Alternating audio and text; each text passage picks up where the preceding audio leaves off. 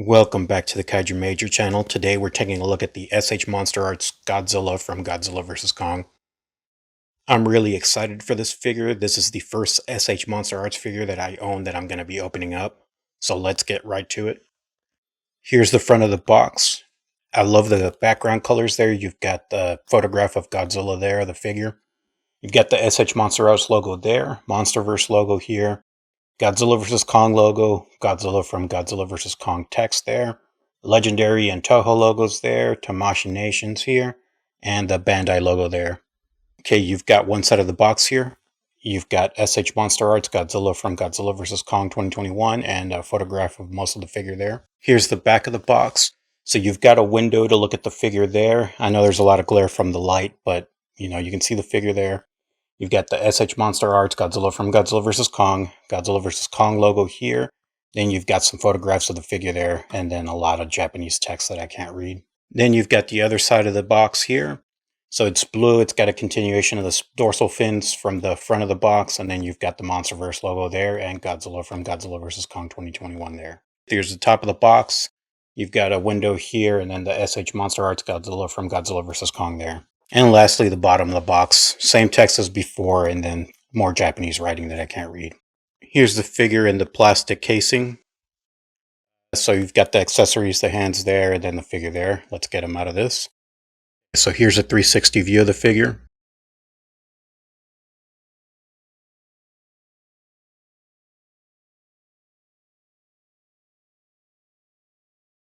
As I get a close look at the figure, it has a ton of well-defined detail all the way around. It's got scales are pretty well sculpted all over the figure. The only thing I can say that I'm kind of disappointed with is the size of his head here. It is small, like everybody says these MonsterArts Godzillas are. But that's kind of what has to happen to have the posability that it has. So here's a good look at his face. And then the top of the head there.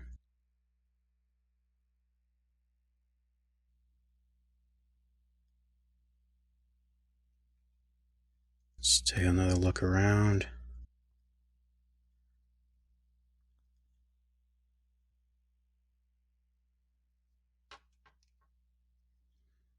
So there's a good look at his chest and stomach. And then his pelvis area.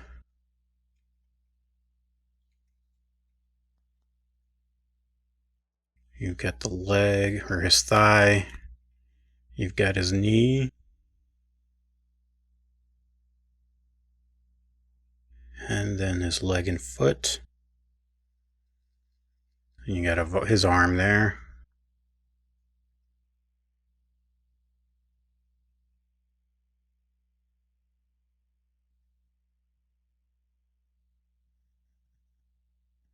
The inside of his hand. And then you got his other hand. Then his arm. Side of his body. And his other leg, foot.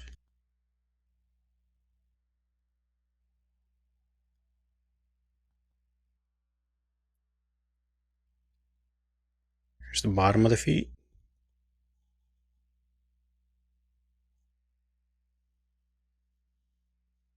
Here's a close look at the tail.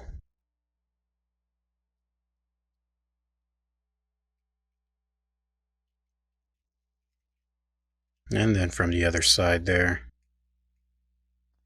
Like you said, there's just a lot of detail. It's really consistent all the way through how detailed and how well defined the detail is too. Let's take a look at the dorsal plates.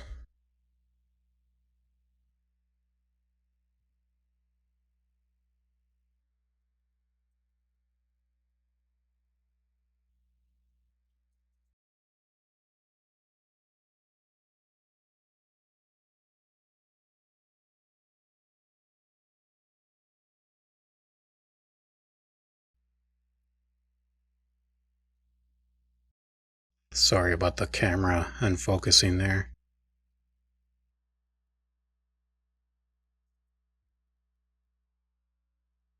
Yeah, I'm really blown away by the amount of detail on here. and the quality of the detail. As far as paint's concerned, his body is consisting of a charcoal color, like a dark charcoal. Got some brown here on the stomach, or the front of his torso there. And then I think his claws have a little bit of a different shade of gray, a little bit of dry brushing there.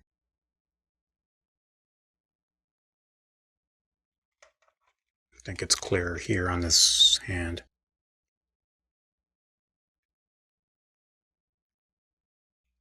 And then, well, I think what stands out as far as the paint is this like metallic blue that he has going on the spikes. And then there's a little bit of either a black or a really dark gray dry brush across the top of that metallic.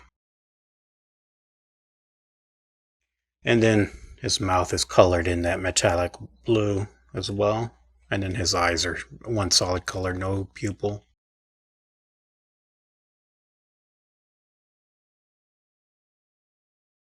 Paint has been applied all the way to the end of the dorsal spikes here on the tail. It's a really great application of the paint on the dorsal plates. There's not a lot of overspill. There's some here, but you've got the large spikes, so you would expect that to represent the glowing of the spikes, highlighting more of the skin there. On the tail, there's a little bit of just a silver paint right there. It's not the metallic, it looks like just silver.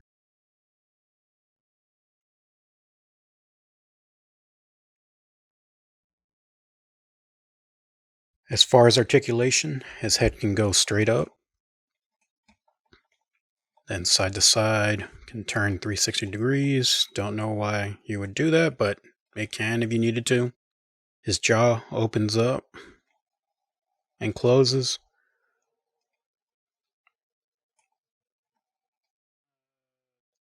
Tongue moves a little bit. I don't know if it's supposed to, but mine does. The jaw does not close all the way. His torso is made up of 3 sections here. So the top part can move that far forward and that far back, and doesn't really twist. The middle section can crunch that far forward and go back that much. His arms can go 360 and can go out that far. It looks like this one can go out a little bit further, and it's kind of sticking out at the shoulder there. Elbows, 90 degrees there. Forearms, you can turn 360, and wrists can turn 360 and pivot up and down and side to side a little bit.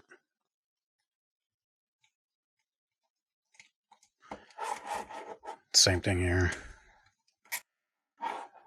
So 90.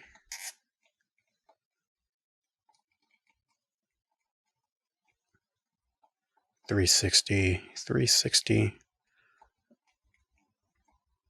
up and down a little bit, and a little bit of side to side. Okay, his legs kicks back about that much, kicks forward about that much, and can kick out about so much. Knee only bends in that much and bends out like that. Then you've got this little small section here that can turn like that, and then this foot can pivot up and down and then turn in that much and turn out that much. It's going to be the same thing on this side here.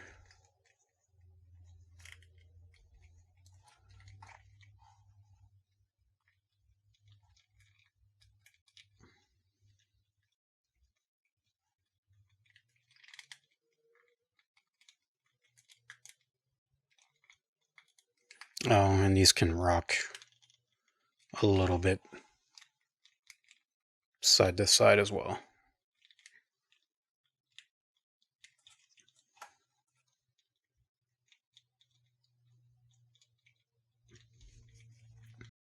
The tail, it's pretty much segmented at every section of dorsal plate, or almost every section of dorsal plate. Can bend up about so.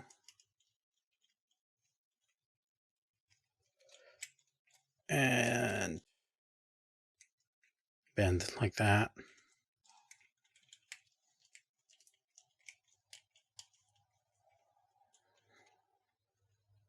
Bend like that.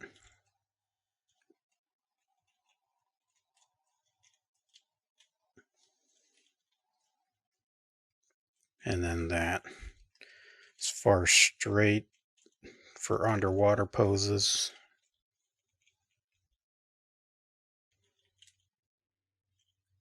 That section doesn't bend straight too much, but you know, the rest of the tail does.